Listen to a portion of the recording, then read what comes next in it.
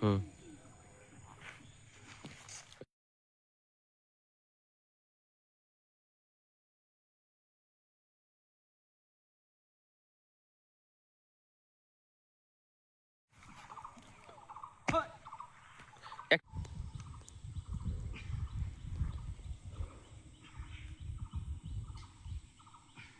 Ready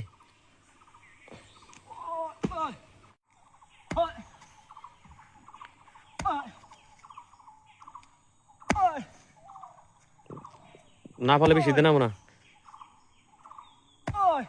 বড়িয়া হুম হুম হুম হুম এমবাই থাকো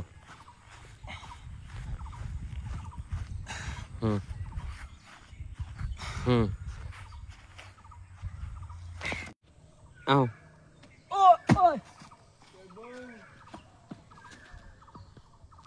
হুম মারো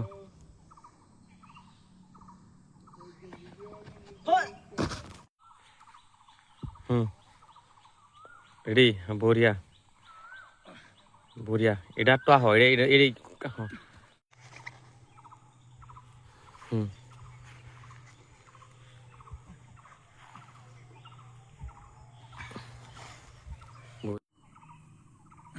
হুম হ্যাঁ হ্যাঁ হ্যাঁ এই যে দিতে গেছিলাম আমি একাদা মারা মানা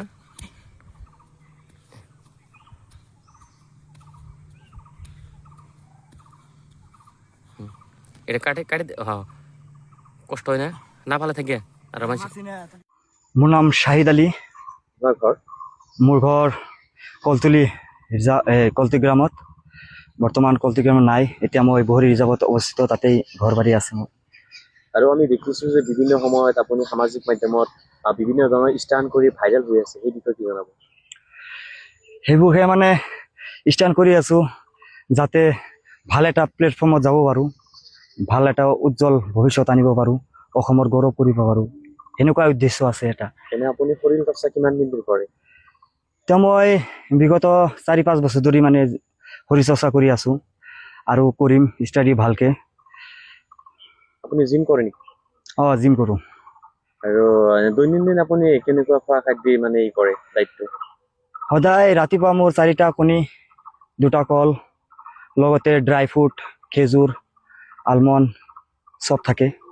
আৰু আমি দেখিছো যে এনেকুৱা ষ্টাণ্ট কৰে যিসমূহ মানে যিকোনো মানুহে নোৱাৰে, মানে গছত ওলমি থাকে, সেইসমূহ একচুৱেলি কি কেনেকুৱা শিকিলে আপুনি? এইটো মোৰ আজি একদিনা কাম নহয়, এইটো মই মানে আগৰ পৰা বহুত আগৰ পৰাই মানে অভ্যাস কৰি আছোঁ, মোৰ এক্সপিৰিয়েঞ্চ আছে, আগতে কৰি আহিছোঁ, সেইকাৰণে মই সাহসটো পাওঁ। যদি কোনোবা ব্যক্তি কৰিব বিচাৰে তেনেহ'লে? এতিয়া যদি নতুনকৈ কোনোবাই কৰিব বিচাৰে, প্ৰেক্টিচ থাকিব লাগিব, সদায় এক্সাৰচাইজটো লাগিব, এক্সাৰচাইজ কৰিলেহে তুমি পাৰিবা। তুমি যিটো শৰীৰ চৰ্চা কৰিছ ট্ৰেইনাৰৰ মাধ্যমত?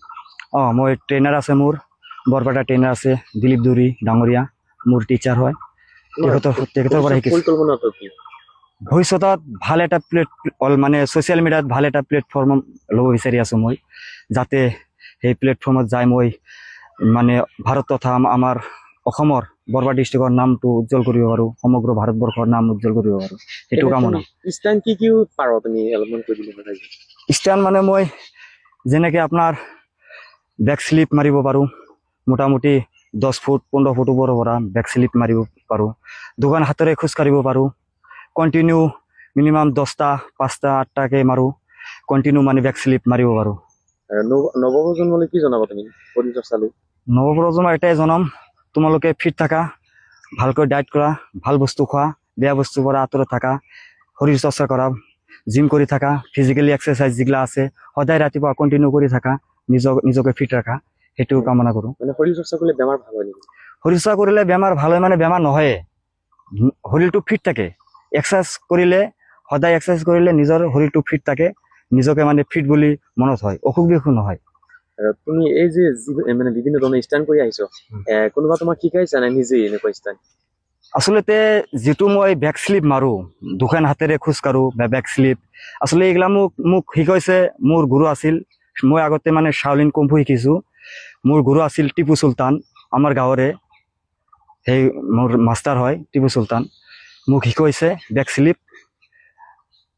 আৰু তোমাৰ ভিডিঅ' ইতিমধ্যে সামাজিক মাধ্যমত ভাইৰেল হৈছে, গছৰ ওলমি থকা মানে ষ্টেণ্ডসমূহ, সেই হিচাপে কেনেকুৱা লাগিছে তোমাৰ বৰ্তমান?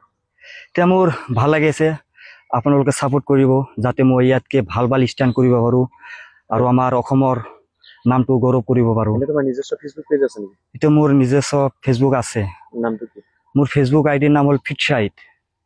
আৰু সুদূৰ শেষত এনে তোমাৰ দেউতাই কি কৰে? এনে মই এজন বিজনেছমেন, মোৰ বহৰী বজাৰত এখন দোকান আছে। মই দেউতাৰ লগত মানে সহায় কৰোঁ, মোৰ দেউতাই দোকান কৰে, মই দেউতাৰ লগত মানে অলপ সহযোগিতা কৰোঁ, তাৰ লগত এই সৰু সুৰা ষ্টেণ্ড মানে কৰি থাকোঁ। আৰু শেষত অসমবাসী ৰাইজলৈ কি জনাব? অসমবাসী ৰাইজক এটাই কথাই ক'ম যে যিসকল গাৰ্ডিয়ানছ আছে আপোনালোকে চবক, ল'ৰা হওক ছোৱালী হওক, চবকে ফিটনেছৰ ক্ষেত্ৰত পঠক। ফিটনেছ, নিজৰ শৰীৰটো ফিটনেছ যাতে ৰাখিব পাৰে, এক্সাৰচাইজ কৰিব দিয়ক, জিম কৰিব দিয়ক, ভাল ভাল বস্তু ল'ব দিয়ক, নিজকে ফিট ৰখাৰ চেষ্টা কৰক, সেইখিনি আৰু ক'ব বিচাৰোঁ।